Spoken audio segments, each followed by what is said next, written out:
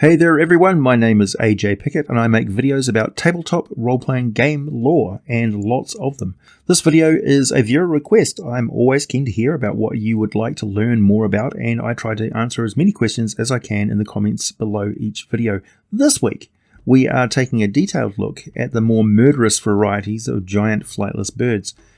Dragon Magazine number 137, published September 1988, is a fantastic issue with so much information packed into it.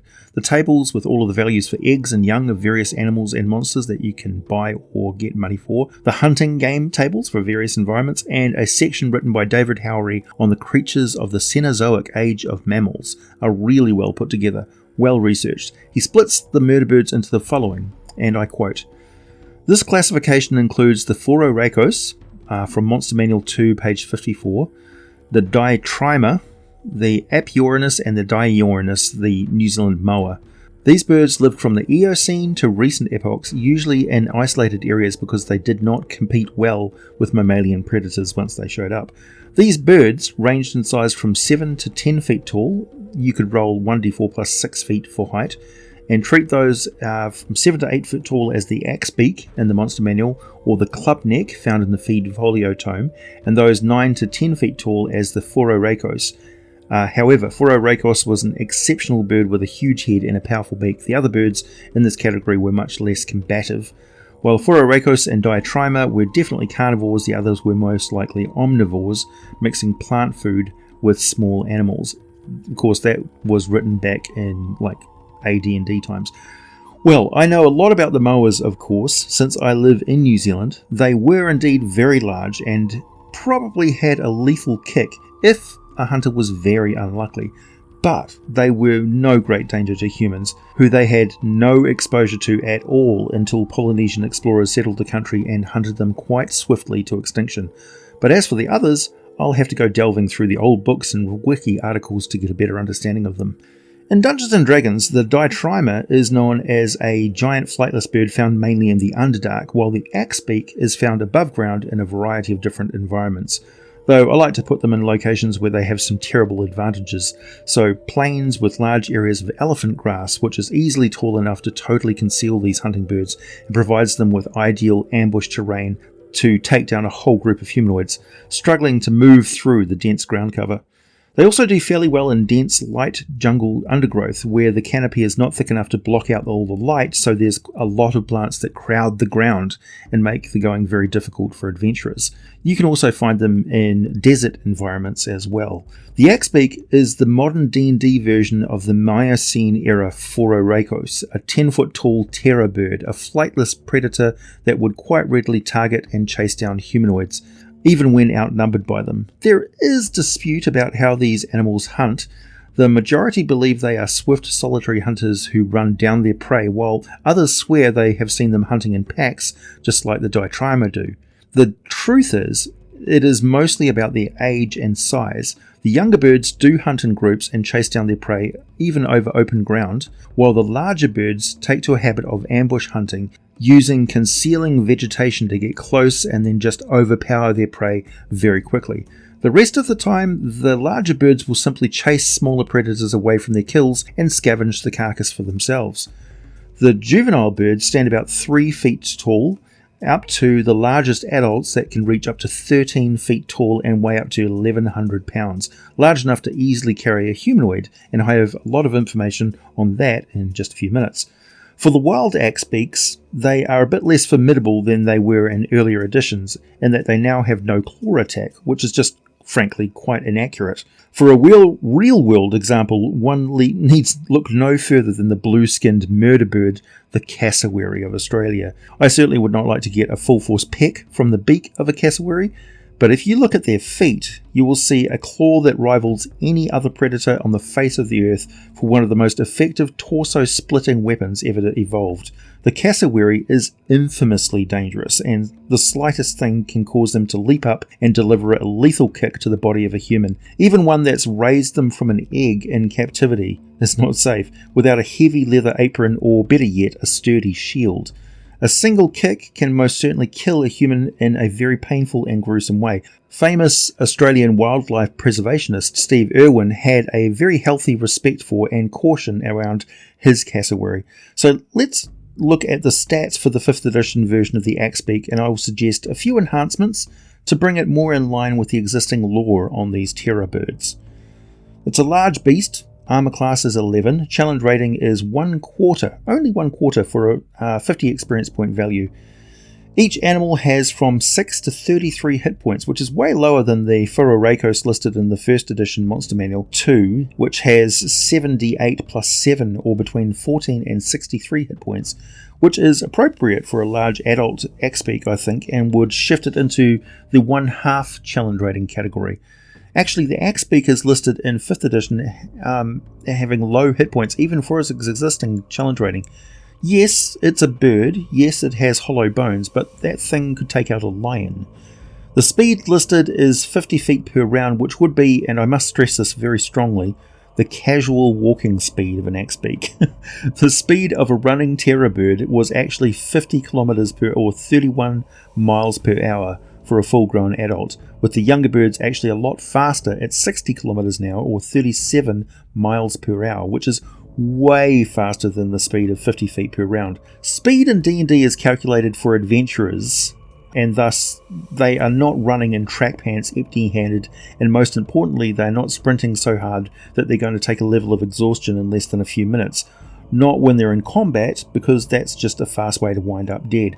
It's actually calculated according to the military statistics for a fully laden soldier running at a speed where they would rest after 3 hours. So it's like their forced marching speed.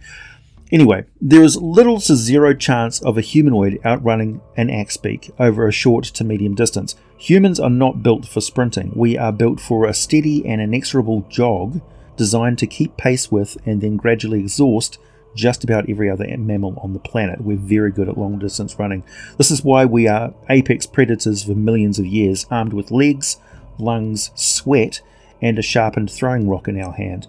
So the speed of an Axebeak at full sprint over open ground can be calculated by comparison to a human speed of 30 feet per round, which works out to be 5.8 kilometers per hour, or 3.4 miles per hour, which I think most of us could probably handle. So the Axebeak is hitting close to the D&D speed of 260 feet per turn. We do have the stats for them as riding mounts, and I'll get back to that in a minute. Axebeaks have a slashing beak attack in 5th edition. This is +4 to hit and does 1d8 +2 damage with a reach of 5 feet. This is fine for a younger Axebeak, but I think the older ones could have 10-foot reach without any bother, keeping the accuracy and the same damage. However, the Axebeaks absolutely should have a formidable leaping claw attack. We know this is how they took down their prey. They charged at full speed and power attacked with a double claw strike. So in 5th edition, this is a pounce attack. If the Axebeak moves at least 20 feet straight toward a creature and then hits it with a double claw attack on the same turn, the target must succeed on a DC 13 strength saving throw or be knocked prone. If the target is prone, the Axebeak can make one beak attack against it as a bonus action. Each claw attack from an Axebeak should be +4 to hit a single target within 5 feet and do 1d4 +3 slashing damage for juveniles, or 1d6 +3 for the largest full-grown adults, but do critical damage of 2d4 +3 or 2d6 +3 for the adults, slashing damage from a pounce attack. Also, Axebeaks absolutely do have dark vision and probably should have a passive perception higher than 10, because birds are not exactly lethargic and chill animals in my experience that don't notice things that are going on around them. They're pretty wary. On the planet of Toril, Axebeaks are found mainly in warmer climate zones, preferring lightly wooded hills and grasslands. They are found over the nearly 2,000 miles of grasslands which comprise the vast southern grasslands of the Shah. They're also found in the jungles of Cholt, and there is a steady export of them handled mainly by torils of a hoi-hoi, believe it or not. Training them up as riding mounts is not an occupation for the timid or the foolhardy, but it's something that the nomadic Thayan orc tribes have mastered over the centuries that they've dwelt in the eastern lands of Faerun. There's a footnote in the Forgotten Realms wiki that talks about their capacity as riding animals. And I'll quote, "In the 3.5 edition lore, both Axebeaks and horses have the run feat, which allows them to move 5 times their normal movement speed over flat, even terrain, but axe beaks have a speed 5 times higher than that of a light horse. This calculates to 34 miles per hour or 55 kilometers per hour for the horse, and 37 miles per hour or 60 kilometers an hour for the axe beak, so it's pretty accurate. And thanks to centuries of selective breeding for physical and behavioural qualities, at least 5 faerunian breeds of domesticated riding terror birds, the calamite, the chionthar, the dabrai, the lesparin, and the rorin, can run faster than the wild axebeak, attaining maximum speeds of 40 miles per hour or 64 kilometers per hour. For comparison, in the real world, some horses can reach speeds of over 50 miles per hour or 80 kilometers an hour, but 3.5 edition consistently gives lower maximum speeds for animals, likely because the monster manuals include representations of average specimens. So if you, as the DM, are including something really exotic and interesting like an arena race, where the rich and deadly sultans and pashas of Kalimshan bet on the fastest axebeaks with their highly trained and motivated riders, those specimens are going to be just ludicrously fast and extremely valuable. I should also mention a variety called the club neck, found on page 19 of the first edition AD&D Fiend Folio. This is probably the axebeak on different worlds. The main difference with the club neck is that they have the plumage of various shades of green and a yellow beak, and they are typically not aggressive unless threatened. However, they're also quite erratic and unpredictable. Also, unlike the axebeak, they are predominantly herbivorous, roaming meadows and woodlands. So if they were found in the same territory as the axebeaks would predate upon them as well. Finally, the Underdark breed called the Diatryma, which stand about 8 to 12 feet tall, or 2.4 to 3.7 meters tall, basically the exact same stats as the axebeak. They are not mentioned a lot, but the drow mercenary Jarlaxle has an enchanted Diatryma feather as the plume decorating his wide-brimmed hat. This item is a feather of Diatryma summoning, activated by blowing into the feather. I think the intention is using the bird as a riding animal, but I could be wrong. The drow may ride more than just giant lizards and cedar spiders. They have a lot of different population centres and different mores and customs among them. Oh, here it is. On the D&D Beyond from the Waterdeep Dragon Heist adventure, the Feather of Diatryma Summoning, a rare wondrous item, requires attunement. If you use an action to speak the command word and throw the feather into a large unoccupied space in the ground within 5 feet of you, the feather becomes a living Diatryma for up to 6 hours, after which it reverts to its feather form. It reverts to feather form early if it drops to 0 hit points, or if you use an action to speak the command word again while touching the bird. When the Diatryma reverts to feather form, the magic of the feather can't be used again for until 7 days have passed. I like that it doesn't include the blowing into the feather so that undead could use one. If you just have to speak a command word, it would be a bit difficult if you're a breathless undead to do that. I quite like the idea of an undead Diatryma being summoned as well. The Diatryma uses the statistics for the axebeak, except that its beak deals piercing damage instead of slashing damage. Aha, that's interesting. The creature is friendly to you and your companions. It can be used as a mount. It understands your languages and obeys your spoken commands. If you issue no commands, the Diatryma defends itself but takes no other actions. From the artwork I've seen of the Diatryma, the feather should be a ginger orange colour, but I think that Jarlaxle dyes his one purple. There are other weirder and more dangerous giant bird-like creatures in the Dungeons & Dragons lore, and I will talk about more of those in time. But for now, please hit the like button if you made it this far. Subscribe if you like what I do. Hit that button.